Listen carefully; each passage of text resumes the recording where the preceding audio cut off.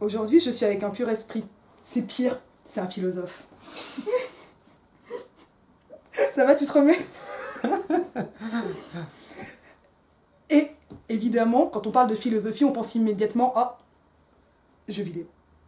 Tout à fait. Ça va évidemment de soi. On va voir pourquoi, en fait, ça va quand même de soi. Bon, je suis vraiment pas sympa parce que je dis que je suis avec un philosophe, mais en mode, genre, il y aurait le philosophe, un type de philosophe. On va quand même dire que tu t'appelles Thomas, On peut le dire. que t'es philosophe et bah, t'es aussi gamer, mais je pense que c'est un peu plus compliqué. Donc, toi, bah, Thomas Morisset, ça sera encore plus sympa.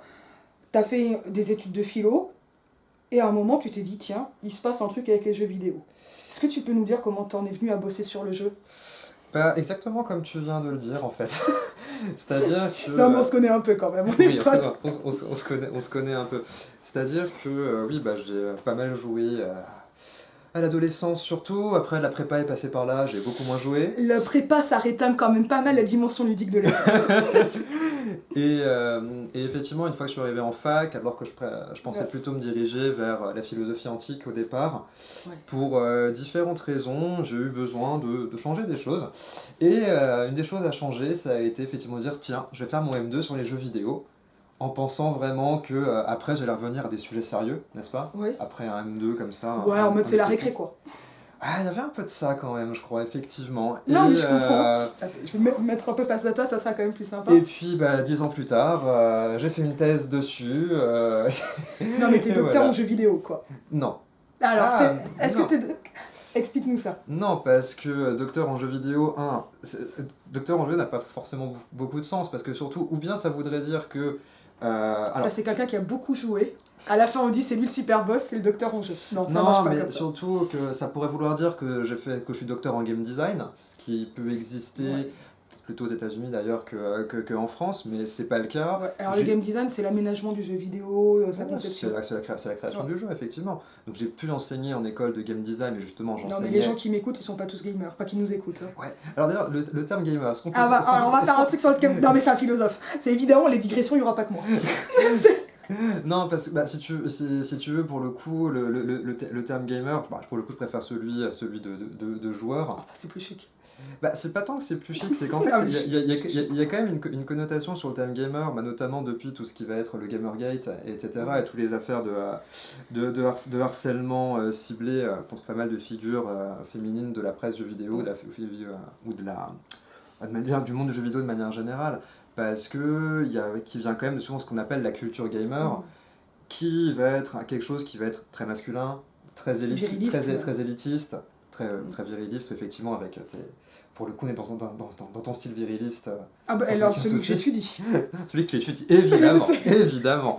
Et donc, donc voilà, pour ça que pour moi le terme gamer renvoie à ce type Ouais. d'identité qui a pesé énormément sur la manière dont on faisait les jeux vidéo, qui du coup maintenant est une identité parmi d'autres et qui fort heureusement est en perte de vitesse et surtout qui va quand même être très lié notamment aux États-Unis, qui va être très lié au Trumpisme d'une certaine manière aussi. Ouais, En fait, ouais, ils sont devenus des il y a soutiens vraiment Trump. des liens entre les deux. Donc pour ça que joueur, Ouais. ça, Non, non, mais je comprends. Et puis c'est, en plus, enfin, tu dis que ça bouge. Faut, alors, je pense que pour le comprendre, faut se rappeler que l'informatique était à majorité féminine. Oh, excuse-moi.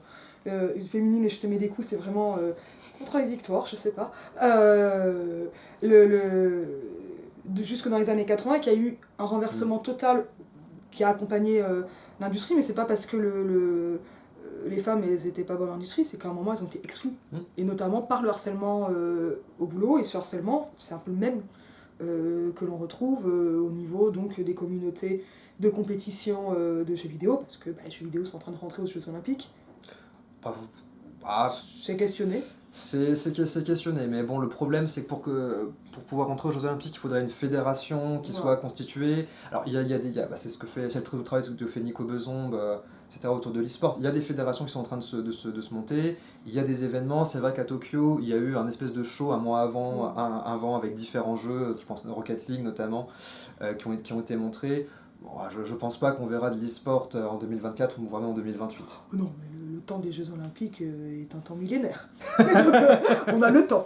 Et non, mais voilà, il y a un truc qui s'est vraiment configuré sur le modèle du nerd, du geek, du gamer. C'est pas exactement les mêmes figures, mais ce sont des figures qui se recoupent en partie. Et je comprends que tu t'y retrouves pas parce que ça n'est pas juste quelqu'un qui joue à des jeux. Oh, c'est vrai que je suis un peu rustre, alors je dis facilement le gamer. Et là, tu dis, bon, ben, je vais prendre une récré, je fais mon M2 jeu, et derrière, t'es parti en test sur le jeu. Ouais, bon, Alors, il y a eu quelques aventures Allez, raconte tes aventures. entre-temps. Parce que c'est... Non, mais les aventures que tu peux raconter, évidemment. Les aventures... Ne divulgue pas ton identité cachée. Tu couperas ça? Non, non, évidemment que je ne couperai pas. Non, Enfin, comment on se retrouve? Parce que, alors, en fait, je pense qu'une des questions qu'il y a derrière, c'est qu'est-ce qui fait un objet en philosophie? Je me trompe ou je me trompe pas? Qu'est-ce qui fait un objet en philosophie? Donc, en quoi les jeux vidéo peuvent être un objet de philosophie? Peut-être plus. Et, en fait, qu'est-ce qu'on en dit? Puis toi, en fait, t'étudies pas des objets. Pour le coup, si, si j'étudie quand même cet Forcément, objet. faut que tu me contredises. Si, parce que justement, en plus, j'ai une approche de la philosophie de l'art, enfin là, qui est vraiment celle qui m'a été transmise, notamment par une de mes directrices de thèse, Marianne Massin, qui est vraiment le fait de partir des objets, effectivement, pour constituer une philosophie. C'est pour ça aussi, par contre, que les titres de docteur en jeux vidéo, effectivement, non, comme mais tu c'était disais, du trollage. ne m'allait pas. C'est que, par contre, il existe effectivement une branche universitaire qu'on va appeler, qui s'appelle les Game Studies, qui vont être effectivement là... vraiment se consacrer uniquement à à l'étude des jeux vidéo. Or, je prétends, j'espère du moins, faire avant tout de la philosophie. C'est-à-dire que j'interroge autant, on va dire, philosophiquement ce que sont les jeux vidéo, mais ce qui est intéressant, c'est de voir aussi à quel point les jeux vidéo me forcent à réinterroger la philosophie en retour. C'est vraiment dans cette espèce d'aller-retour du théorique vers le pratique, du pratique vers le théorique, même dit comme ça me convainc qu'à moitié, qu'il y a quelque chose qui est fécond, je pense. Parce que, en tant que philosophe, on n'est pas là pour, on va dire, imposer la vérité comme une grille sur le réel, mais de voir aussi comment, à la fois, on doit apporter un peu d'intelligibilité, enfin apporter, je sais pas, mais essayer d'intelliger le réel d'une certaine manière, et en même temps, forcément, on a des cadres, et parfois, t'as des objets qui nous font voler nos cadres, quoi. Comme le jeu vidéo. Comme le jeu vidéo. Alors pourquoi ça fait voler le cadre? Parce qu'on s'énerve, on lance la console? T'étouffes pas. Alors déjà, oui, tout à fait, les jeux de manettes à travers la pièce, ça peut exister. J'en ai vu. Non, en quoi ça fait exploser les cadres? Alors déjà, je pense que ça en fait pas exploser tant que ça. Notamment toutes les rhétoriques qu'il peut y avoir sur le jeu vidéo, je sais pas, comme un art total, ou comme une synthèse de tous les arts existants. C'est des discours qui sont extrêmement volontaristes, enfin souvent des discours qu'on retrouve effectivement même dans l'industrie, comme argument marketing en fait. Et au contraire, je pense que c'est important d'inscrire les jeux vidéo dans des filiations qui vont être nombreuses, qui vont être des filiations avec les jeux de base de manière générale, avec l'informatique, avec d'autres pratiques culturelles, que ce soit le cinéma, que ce soit le théâtre, la littérature, ou tout ça. Et là-dessus, les jeux vidéo, c'est des fictions effectivement informatiques, et là-dessus, c'est pas des fictions qui auraient un pouvoir plus grand que les autres. D'ailleurs, les questions qu'on a pu, enfin même les reproches qu'on a pu faire aux jeux vidéo et violence par exemple, on les a eu sur les romans policiers, sur Nietzsche, enfin voilà. Non mais il faut peut-être le rappeler rapidement en passant, je m'occupe du rappel en passant. Pardon de t'interrompre. Non, je t'en prie. Et qu'est-ce que je voulais dire? Oui, et du coup, il y a ça, mais d'un autre côté, effectivement, c'est quand même un objet nouveau qui ne peut pas non plus être... On peut pas analyser une image de jeu vidéo comme une image de cinéma, par exemple. Voilà, je pense que c'est aussi un des points de départ de Mathieu Triclot dans Philosophie des jeux vidéo, qui est le premier gros livre en France de philosophie sur les jeux vidéo, qui a 10 ans maintenant, c'était en 2011, mine de rien, et qui justement, le fait que dans l'image de jeu vidéo, elle est faite pour être, je sais pas si ça se dit, qu'elle est agie en fait, le fait qu'on puisse agir dans et par l'image, ça fait une différence par rapport du cinéma qui est pas juste du cinéma augmenté, c'est-à-dire qu'on va pas avoir le même rapport à l'image. Et notamment parce que une image de jeu vidéo, quand on y joue, par exemple quand on joue dans un jeu d'énigmes, bah, une image, c'est pas quelque chose qu'on regarde juste pour dire ah tiens c'est joli, c'est dit ok alors là-bas il y a une échelle, à échelle égale sortie. Il y a toute une grammaire qu'on apprend, Ouais, il y a et un ensemble de codes. un ensemble de codes, mais qui du coup font aussi un type de regard qui n'est pas le regard d'une attention esthétique un peu traditionnelle. Et alors c'est là, moi, qu'arrive enfin, ce qui m'a finalement un peu intéressé dans mon travail, c'est que d'un côté, ma thèse s'appelait Du beau jeu pour une esthétique des jeux vidéo, et travaille vraiment cette question de l'expérience de la beauté dans les jeux vidéo. Et ce qui m'intéressait, c'était le fait que, à la fois dans les jeux vidéo, on a des expériences qui vont rentrer, on va dire, dans les cadres traditionnels de ce que c'est que l'expérience esthétique et de ce que c'est que l'expérience de la beauté. Et après, ce qui est intéressant, c'est de voir comment c'est pas la même que celle du cinéma ou de la littérature. Pardon. Ouais, pour chercher les spécificités. Pour chercher du les médium. spécificités sensibles Mm. du médium. Mais en même temps, Et pas que technologique, de support ou quoi. Toi, t'es vraiment sur le spectateur ou le joueur. ouais, je suis vraiment en point de vue d'étude de la réception. Non, mais parce que sinon, c'est pas clair. Parce que sinon, Oui. on pourra dire, bah oui, la console, elle s'appelle PlayStation et ton cinéma, il s'appelle Gaumont, tu vois. Enfin, non, je te le fais de façon basique, mais voilà, c'est du côté de la personne qui reçoit ou qui Oui. agit sur. Donc, on va mettre le verbe entre points d'interrogation. Et. Bah, si, c'est une réception en fait. Ouais. Un des, même un truc qu'à un moment qu'il faut que je montre dans la thèse, c'est que jouer est une pratique de réception en fait. Ce qui va pas forcément de soi, parce on associe trop souvent le fait de la réception avec, on va dire, un recul. Le spectateur qui regarde, le livre qui est sous nos yeux, qu'on tient à distance. Et, Tu le tiens à distance, mais tu l'as entre les mains. oui, mais l'action que tu as, notamment Et il est dans ton cerveau. mais l'action que t'as, Non, mais c'est un peu inquiétant quand tu le dis comme ça. l'action que tu as sur le livre n'est pas une action qui va dans la fiction. Non, non, ça par contre. Sauf dans t'as pas certains, sauf dans des choses comme chez Pavitz par exemple. Ou, C'est marginal. En c'est littérature, marginal. c'est super marginal. C'est pas ce qui. C'est pas spécifique. Mais donc, du coup, il y a d'un côté, effectivement, cette spécificité sensible des jeux vidéo qui m'intéresse, et de l'autre, il y a tous ces moments où, en fait, en tant que joueur, du coup, ou joueuse, on a envie de dire ah vache, c'est beau là ce qui vient de m'arriver, etc. Ça va être réussir un beau saut dans un Mario, réussir un beau tir dans un Counter-Strike, ce genre de choses. Alors, ce qui est beau, c'est pas forcément le moment où l'image elle est belle, tu mets pause, tu sors ton appareil photo du jeu ou réel ou mental. C'est d'autres moments de beauté. Oui, parce que ça, ce que tu viens de, C'est de la contemplation. ce que tu viens de décrire, les moments où effectivement je sors le mode appareil photo, c'est traditionnel. C'est une expérience finalement esthétique traditionnelle. On t'arrête, on se regarde, et après ce qui est intéressant c'est de voir quel genre de paysages éventuellement purement vidéoludiques peuvent exister, qu'on ne pourrait pas avoir dans d'autres médiums. Mais effectivement, moi ce qui m'intéresse, c'est les moments, on va dire, pour le coup, d'action, où donc on va se dire c'est beau, mais en fait quand on analyse un petit peu la manière dont est construite l'expérience, en fait ça ne correspond pas avec ce qu'on appelle traditionnellement l'expérience esthétique. Notamment parce qu'on va être engagé, on va être intéressé par un but, parce que le but de progresser dans le jeu, de manière générale. Et du coup, ça a été effectivement un des centres de ma réflexion, c'est qu'est-ce que c'est que ces expériences, et est-ce qu'on a raison de les appeler belles, comme ça, de manière commune. Et alors, on a raison ou pas? Et la réponse est oui. C'est oui, Julien. Pardon. mais parce que ça va pas de soi, parce que, en fait, par exemple, tu parlais de l'exemple du saut, Ouais. faire un beau saut. Bon, moi, c'est un truc que je ressens un peu sur la belle démonstration. Faire une belle démonstration en maths. Alors, bon, je me rappelle qu'on avait eu cette discussion avec des copines au lycée, et honnêtement, je les avais un peu méprisées, mais ça doit être parce que je suis quelqu'un de méga snob.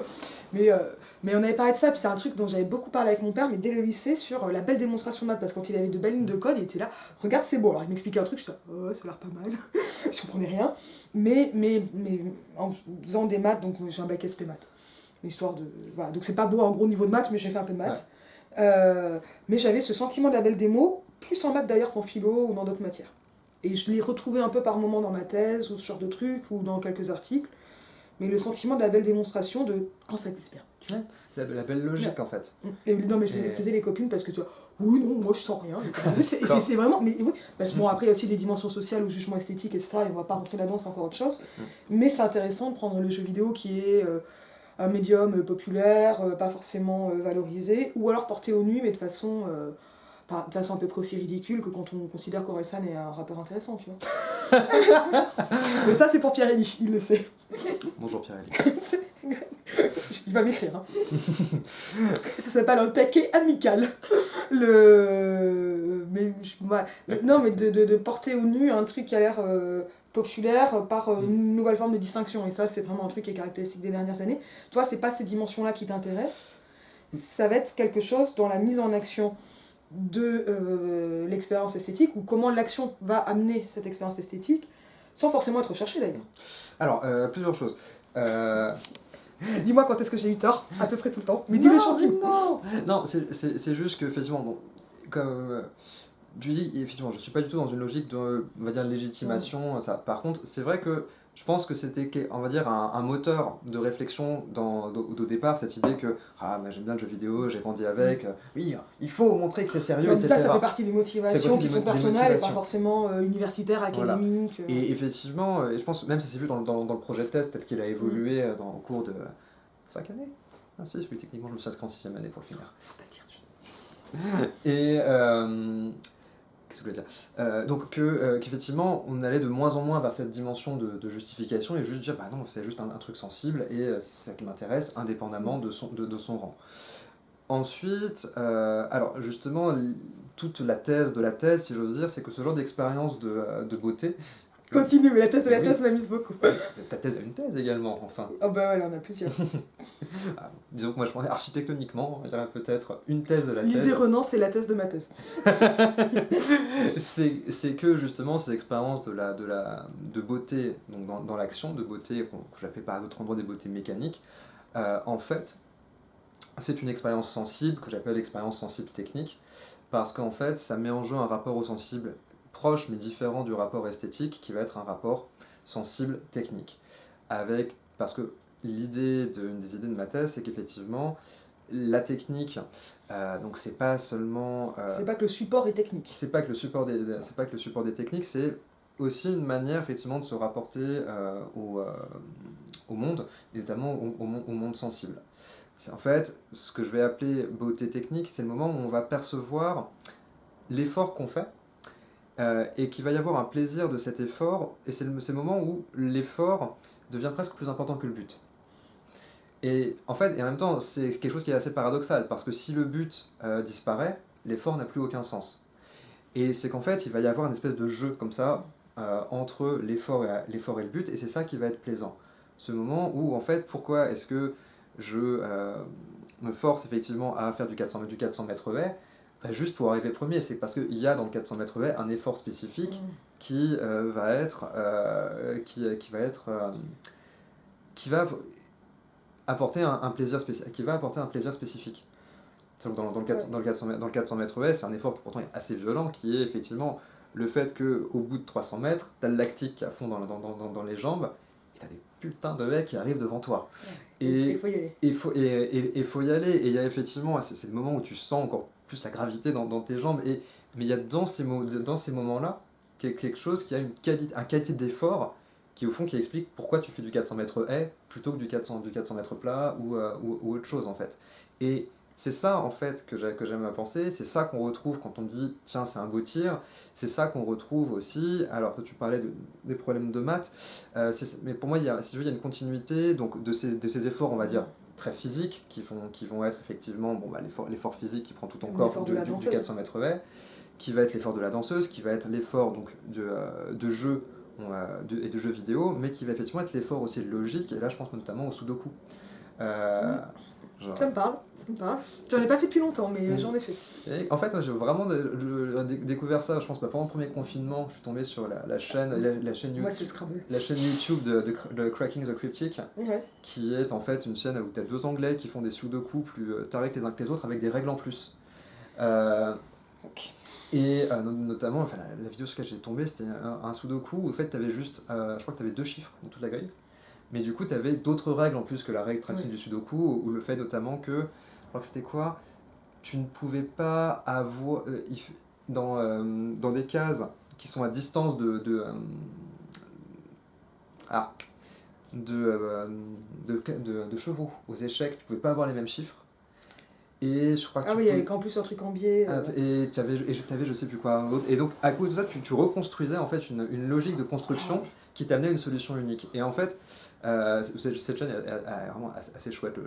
L'un des présentateurs, Simon, est vraiment très très très très très Tu drôle. m'enverras le lien, comme ça je le mettrai en description. Tout à fait. Et effectivement, et ça, c'est ce genre. C'est aussi l'effort du beau problème d'échec. Pourquoi est-ce qu'il y a des beaux problèmes aux échecs? Parce qu'il y a une logique qui est là. Et c'est le moment de dire que Nabokov crée des problèmes d'échecs pour un Ah, journal. tout à fait. Ah ouais. C'était juste histoire de faire ma snob. Oui, bah. donc, voilà, donc c'est ça en fait que j'ai. C'est toute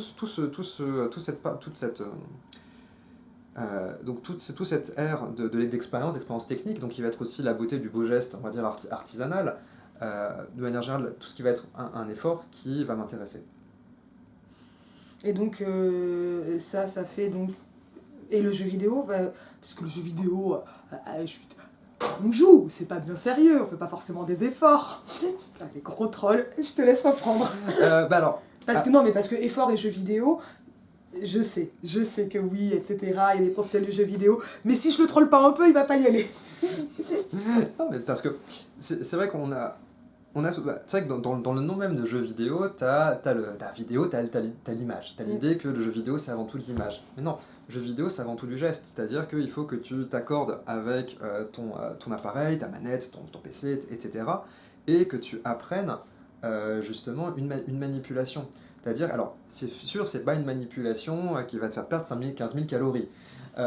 Mais... Sauf si tu fais du Wi-Fi, effectivement, mais c'est un autre souci. Oui, non, mais on part pas dans les simulateurs de vol ou de camion, on va sur le classique. Non, et voilà, et qui va effectivement... La manette ou le clavier, quoi. C'est un apprentissage effectivement dactylique qui est comme ça. Et comme tout apprentissage, tu vas effectivement développer des grammaires, développer des automatismes que tu vas pouvoir transmettre d'un jeu à un autre.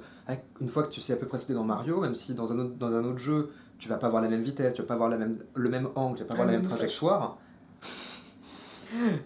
du coup, tu auras quand même effectivement une familiarité.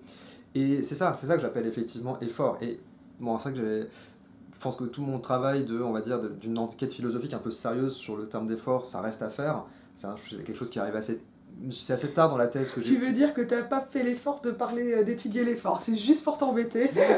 C'est surtout que ce terme d'effort, il est arrivé très tard dans les formulations de ma propre thèse pour me permettre de définir la technique en fait.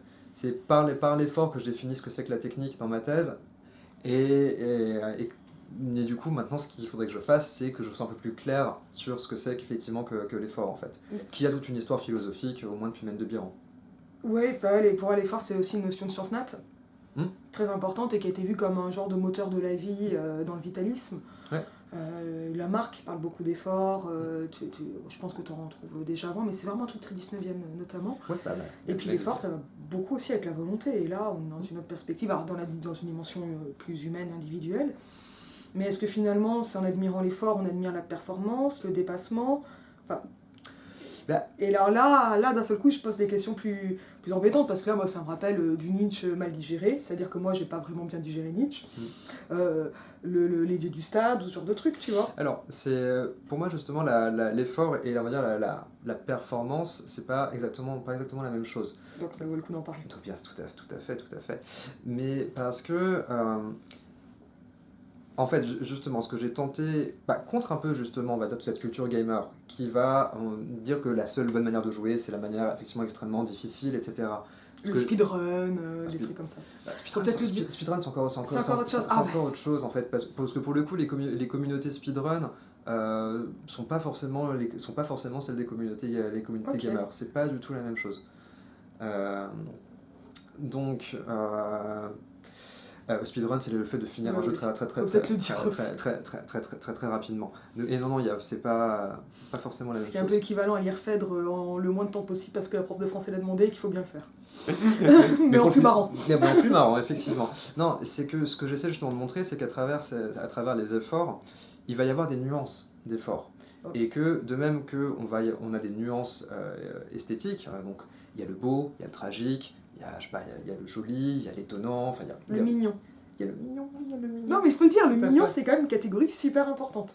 Et ben, ce que j'essaie de dégager dans ma thèse, c'est effectivement aussi des espèces de nuances d'efforts. Donc, justement, parce que pour montrer que les jeux vidéo, mais comme toute pratique culturelle, il y a une hétérogénéité des expériences, justement, et qu'il n'y a pas forcément une hiérarchie à faire entre ces différentes expériences.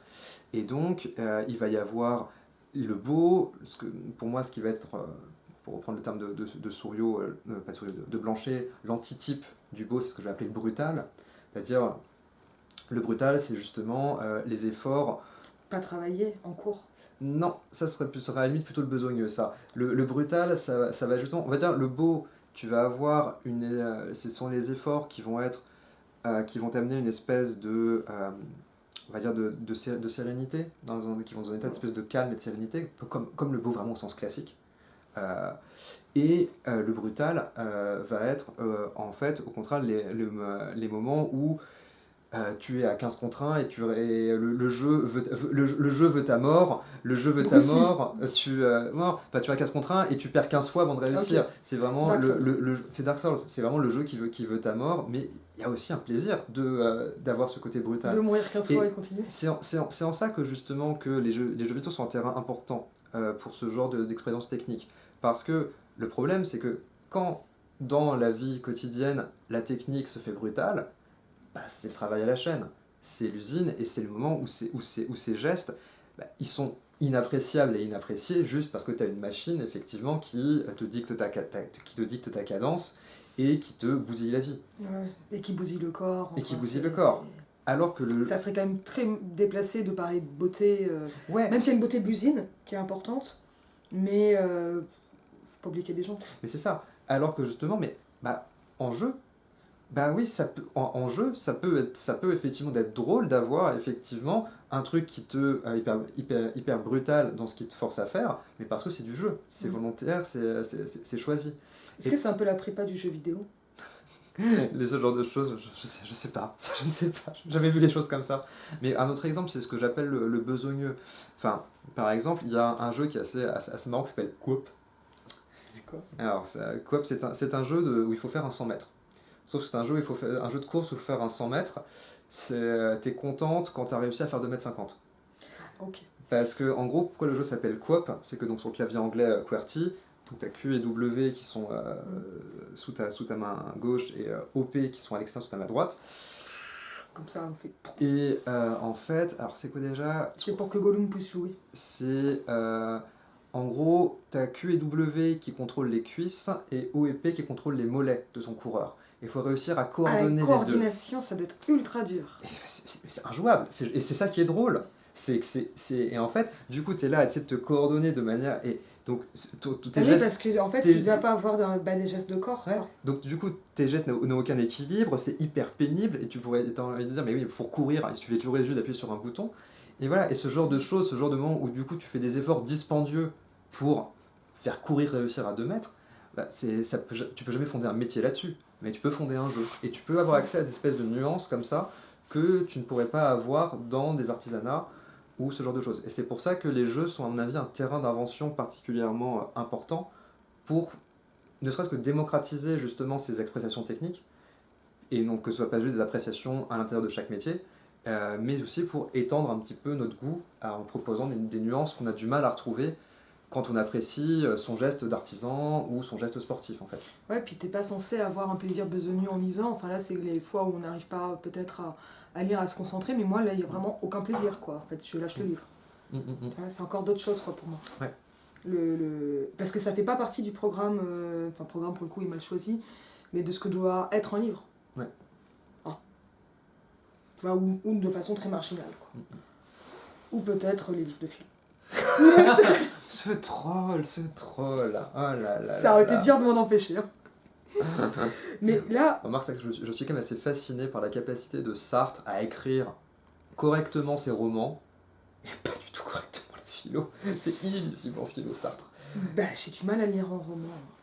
Alors, c'est pas le Non, plus- les mots, c'est quand même assez chouette. Les mots, ça m'a vraiment marqué. Après, je l'ai pas lu depuis très longtemps. Je pense à son théâtre. Ah, j'ai des bons souvenirs, mais c'est lointain. Bonjour les Sartriens qui nous regardent, désolé, mais j'ai toujours eu du mal avec Cela ça. dit, on n'a pas encore dit du mal de Camus, on peut y aller. Hein. On parle du Camus depuis une éternité. Hein. Mais je pense qu'il va falloir que je m'y remette parce qu'il y a des trucs qui sont, je crois, intéressants. Il m'a beaucoup marqué, mais c'est-à-dire que Camus, je le lisais en cinquième. Et j'ai commencé à lire les romans. Et j'ai commencé à lire sa philo au lycée. Ce qui est l'âge pour lire Camus, je crois. Quand on est lecteur. Quand on est assez Ouais. lecteur, jeune adulte. Mais je vois peu de gens qui continuent à lire Camus après. Et finalement, je sais pas, je connais pas de Camusien. Et bon, voilà, alors la figure de Camus, dans son engagement, tout ça, enfin, il est sympathique, c'est pas la question, hein, mais enfin, il y a plein de problèmes à la peste. D'ailleurs, Yalam en avait parlé dans une vidéo de la peste de Camus, et bon, de cette énorme question de l'occupation, enfin du colonialisme qui est quand même assez occulté dans l'étranger. Enfin, bon, c'est pas la seule à en avoir parlé, hein, Yalam, c'est... Bon, voilà, je sais pas pourquoi là ça part sur une digression camusienne. Je tourne le bâton pour me faire battre quand même à une vitesse assez impressionnante. Hein. Mais alors là, il y a un mot que tu n'as pas employé beaucoup, tu l'as juste dit pour parler de la thèse, il y a le geste. Ouais. Il y a le geste, effectivement. Il y a le geste, mais parce que on ne peut pas imaginer une technique sans geste. Pourquoi le geste? Qu'est-ce qu'il fait là? Qu'est-ce qu'il apporte? Parce que le beau, il pourrait être contemplatif, pourquoi passer par le geste? Bah, justement, parce que effectivement, toute cette partie technique, c'est effectivement, ça passe par des gestes. Quand tu apprends un jeu vidéo, tu apprends des gestes. Et à l'intérieur des gestes, donc un geste, ça peut avoir une dimension sémiotique, le geste, tu fais coucou comme ça, c'est ce qui est là. C'est une façon d'envoyer un signe pour dire ciao. Abonnez-vous. C'est pas moi qui le dis. Mais voilà, donc le geste, tu peux l'aborder de manière sémiotique. Quand tu regardais un spectacle, tu parlais de la danse. Prévu quand tu vas regarder un spectacle de danse, c'est la dimension expressive du geste qui va être intéressante. Et donc à l'intérieur du geste, là, après moi ce qui m'intéresse, c'est effectivement l'effort en tant que tel. Mais effectivement, les jeux vidéo vont être effectivement avant tout un médium qui va travailler effectivement les gestes, qui va inventer des situations dans lesquelles il faut se dépêtrer, comme le fait le jeu aussi, pas besoin d'être jeux vidéo là-dessus, pour faire ça. Mais après, c'est vrai que les jeux vidéo aussi, par la simulation, par le médium informatique, ont effectivement une plasticité, notamment pour proposer des gestes impossibles, le fait de pouvoir se téléporter dans Portal par exemple, qui fait aussi qu'il y a une créativité à l'intérieur de ça qui est qu'on n'aurait pas en jeu de plateau uniquement en fait. Ouais, mais en même temps, tu restes à la manette ou au clavier. Alors, Parce que finalement, c'est les gestes de qui? C'est les gestes du personnage, de l'avatar, du joueur? alors c'est une très bonne question. En fait, c'est-à-dire... Merci. Je te laisse continuer. je m'enterre tout seul là, tout à fait. Non, mais voilà, le geste déjà, parce que faire au personnage un geste comme dans Coop, là, essayer de le faire courir, c'est pas courir soi-même. C'est pas courir soi-même. Et pourtant, on va assez facilement dire je saute, je cours, je me suis fait... C'est ça qu'on va même parler d'avatar plus que le personnage, parce que l'avatar est vraiment en relais. Alors, c'est un relais. Effectivement, l'avatar va être une potentialité d'action effectivement dans le monde. Mais surtout, ce qui est important, c'est que c'est on va dire une prolongation. Parce qu'en fait, tu peux avoir un jeu vidéo sans avatar. Quand tu as juste une souris, tu as ton petit curseur. Disons que c'est juste c'est ton point d'accès dans le monde. Mais ce point d'accès, il n'est pas pris en tant que tel dans le monde, Oui, il n'y a pas du de jeu. personne. T'as pas vraiment ta première personne, c'est juste que ta souris va pas se faire buter par un orc. Ouais. Non, mais là, je pense à Thème Hospital où il y a plein de personnages, mais tu n'es pas un personnage. Oui, aussi. C'est un jeu de gestion, quoi. Après, tu peux avoir des jeux de gestion où tu pourrais avoir un avatar de mère qui serait censé être toi et à qui pourrait arriver des soucis. En fait, pour moi, on parle d'avatar quand l'extension de tes mouvements dans le monde dans l'écran est en même temps, on va dire, et dans le monde du jeu. Je crois que ce que j'appelle avoir une communauté de destin ludique, c'est-à-dire que quand il arrive un truc à ton avatar, c'est ce qui t'arrive. Alors que ton curseur dans Theme Park, il lui arrive rien. Il est pas vraiment Des fois, il est affolé quand il diégétique, faut attraper les petites souris. Mais c'est tout. Oui, c'est ça. Mais donc voilà. Et en fait, donc tout ce qui se passe à l'écran, en fait, il faut vraiment lire ça comme les prolongations en fait des gestes en fait. C'est-à-dire que apprendre un jeu vidéo, donc c'est apprendre une chorégraphie effectivement dactylique, mais c'est aussi apprendre à incorporer ce que tu vois à l'écran comme si c'était une extension de toi-même. Là-dessus, ça fonctionne un petit peu comme ce que dit Merleau-Ponty dans la phénoménologie de la perception. Le fait que on s'habitue aux objets, c'est-à-dire que quand on apprend à conduire, on est tout le temps là à regarder. C'est la panique au début. C'est la panique, et tu regardes, je passe, ou pas, et effectivement. Et au bout d'un moment, tu as l'impression que la voiture, c'est ta limite corporelle. Ouais, c'est ça. Ouais. Parce que. Mais c'est pour ça que quand on est en famille, que ma mère elle nous a toujours fait ça. Ouh, ça va être étroit. Allez, on serre les fesses. Et moi, petite, je le faisais. Et ça nous faisait rire. Non, mais bah, c'est une blague philosophique assez profonde en fait. Oui, tout à fait. Et comme ça, on comprend bien. on comprend bien. Et finalement, apprendre un jeu, c'est justement réussir à incorporer la vitesse, l'angle de saut de ton avatar, etc., comme si c'était la prolongation, la prolongation de tes propres mouvements. Et puis en fait. tu le sens. Ouais, tu le sens. En fait, tu crées en fait des espèces. Tu crées effectivement une corrélation entre tes mouvements etc. Et cette corrélation, c'est vraiment une véritable incorporation en fait. Donc c'est pour ça que tu peux dire que ce qui se passe à l'écran, c'est pas seulement la conséquence de tes gestes sur une manette, c'est une prolongation de tes gestes. Alors, bien sûr, qui a une dimension effectivement imaginaire. Mais moi, je fais partie des gens qui sont comme ça quand ils jouent à Mario Kart. On l'a tous été. Mais après, je suis nulle. Vraiment, techniquement, en jeu vidéo, je suis pas bonne. C'est comme ça. Mais bon, c'est drôle à voir. Et ce geste, il va s'affiner, mais pour le coup, il y a des gens qui font des gestes de jeux vidéo comme des gammes avant de se mettre à jouer, en mode renforcement de l'entraînement.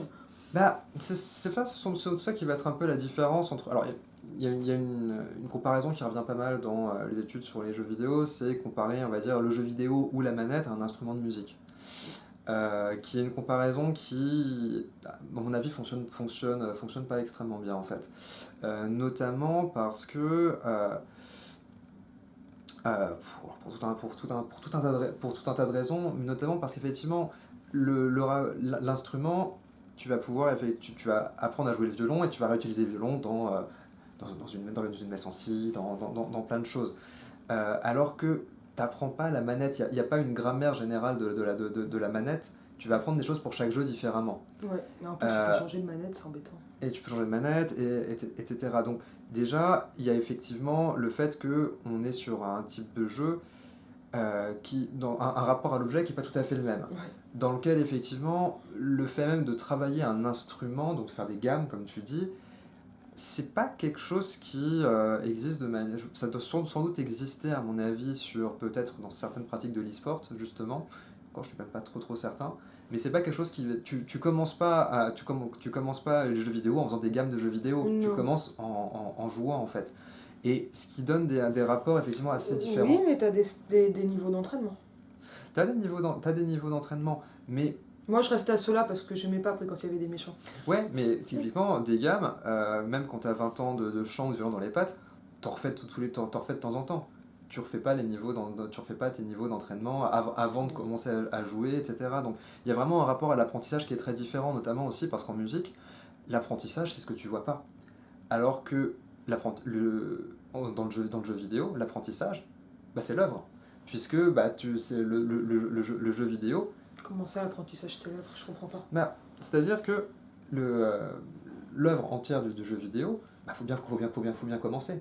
Et tu as le niveau, le cycle d'apprentissage. T'as une progression dans le jeu lui-même. C'est ça. Et ça... qui suit une courbe d'apprentissage. Oui, Mario, c'est plus dur à la fin. C'est pour ça que. Enfin, je prends des exemples débiles, mais remarque, c'est plutôt bien Mario. Mais que le Big Boss à la fin et pas au début. Oui, c'est ça. Et parce que le jeu t'apprend en fur et à mesure. Alors que quand tu vas faire un concert de musique, Ah oui, non, t'es pas censé tu, arriver un peu hésitant, quoi. non, c'est ça. Puis tu vas. Donc il D'accord, ça y est, je y a un comprends. rapport à l'erreur qui va être extrêmement différent en fait, parce que la fausse note en musique et le faux pas dans le jeu vidéo, ça a deux statuts extrêmement différents. Mm. Une fausse note en musique, c'est regrettable.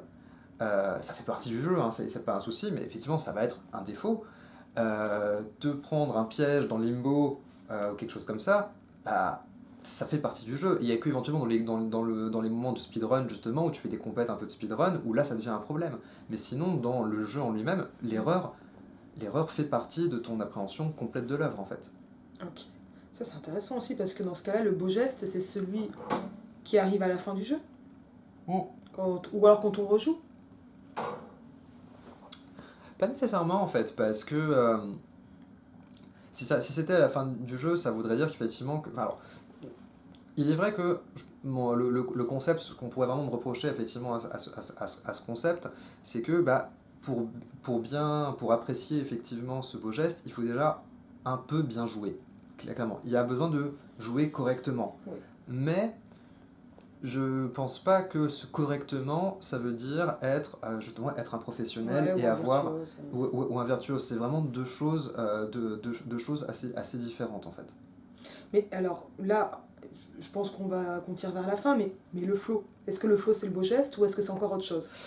Alors, en vrai, le flow en fait est un concept que j'utilise pas vraiment. Euh, Oui, mais les gens, ils le connaissent, en tout cas moi, donc je fais... Et le flow! et le Et le flow! et le flow enfin. Alors, faut Euh, peut-être dire, le flow, c'est ce moment où, en fait, tout s'agence tellement mm. que tu peux entrer dans un état un peu second. Alors, moi, j'ai beaucoup eu en écrivant ma thèse, mais j'avais aussi des chutes de tension, donc ça doit jouer. Ah non, puis D'ailleurs, merci, parce que grâce à toi, j'ai fini de relire mes 2 derniers chapitres et la conclue, et je vais réattaquer les biblios. Mais... parce que tu m'as redit... Quoi? Comment? T'as pas fini? Bon, ok, d'accord, j'ai compris. Non, mais ça m'a fait du bien. Et Mais le je faisais allusion qu'il était tard et que au contraire tu devrais te reposer à cette heure-là. Et pour le coup, j'ai continué le lendemain matin. Mais et le flow, c'est ce moment, en fait, voilà. Mais c'est un moment qu'on peut avoir un peu dans la vie aussi, par moment. Je l'ai eu de rares fois en faisant la cuisine. Quand tout est exactement à sa place, c'est-à-dire pas souvent, Mm. et, et que paf, paf, paf, tu sais, quand t'attrapes, et ça, je crois que c'est vraiment ça le flow. Ouais, c'est ça. C'est une sensation. Et c'est un concept, voilà, c'est un concept de psychologie au départ. Et puisque effectivement l'inventeur de ça c'est psychologue. Et justement, le problème que j'ai avec le flow, c'est que bah, esthétiquement, c'est pas précis en fait. Parce que pour que justement ça puisse. Parce que finalement, tu peux être dans le flow en jouant à Super Mario, mais tu vas être aussi dans le flow en jouant à Gran Turismo, mais tu vas être aussi dans le flow dans un jeu de puzzle. Et en fait, c'est un concept qui Ouais. pour moi Oui, c'est ne une m'a. hyper concentration, le flow. Ouais, mais du coup, être concentré dans un sudoku, c'est la même chose qu'être concentré dans ta cuisine, etc. Donc en fait, pour moi, bah, ça fait pas partie de ma panoplie conceptuelle parce que c'est beaucoup trop large par rapport à ce que je veux faire. Indépendamment de tous les problèmes qu'il peut y avoir aussi, même au niveau politique, je crois, de ce concept, parce que bah, ça fait un concept qui favoriserait le fait d'aller avec le flow, qui aurait effectivement un côté un petit Mm. peu Ah ben, ça. de toute façon, on le voit dans Chaplin, non? Quand il change de musique, c'est dans le Dictateur, pour que le coiffeur il coiffe plus vite. Ah, il y a peut-être ça, effectivement, mais Parce que bon, le flow, on peut très bien l'utiliser pour extorquer plus de travail. bah c'est ça. Et donc, indépendamment de ce truc-là, pour moi, ce concept est juste beaucoup trop large par rapport à ce qui est mon objet, qui va être justement les spécificités sensibles de chaque jeu, en fait. Bon ben, je repars avec mon flow. Je vais pleurer Ouais. des flots de larmes. Voilà, et qui n'est pas le flow d'Orelsan, on aura bien compris. Ah bah écoute, je laisse Pierre-Élite répondre. Faut que je l'écoute plus Orelsan, mais j'avoue que je comprends pas trop l'intérêt pour le moment. Enfin, je suis pas très rap de manière générale. Il y a quand même un de ses anciens albums que j'avais quand même plutôt pas trop mal aimé. Mais là, effectivement, la dernière chanson qui est sortie, j'étais un peu. Ouais. Je sais pas, j'ai l'impression d'écouter un mec qui fait du développement personnel, quoi. Et ça me... Et qui s'adresse pas à moi, hein, qui s'adresse à d'autres mecs. Assez clairement, et c'est... Bah, moi, quand on s'adresse pas à moi, il y a un moment, j'arrête d'écouter, quoi. Voilà. Est-ce qu'il y a des questions que tu aurais aimé que je te pose? Tu vois, non, mais qui viennent comme ça. Finalement, je pense que là, on comprend un peu mieux ce que c'est un beau geste vidéoludique. J'espère. Ouais. Dites-le dans les commentaires, c'est important, il faut commenter. Et abonnez-vous. Et la cloche, la cloche pour ne louper aucune vidéo. Et je sais que j'ai jamais dit en vidéo que activez la cloche, abonnez-vous, mettez un pouce bleu. Merci de le faire pour moi. Merci beaucoup Thomas. Merci à toi. Et je vous dis à bientôt.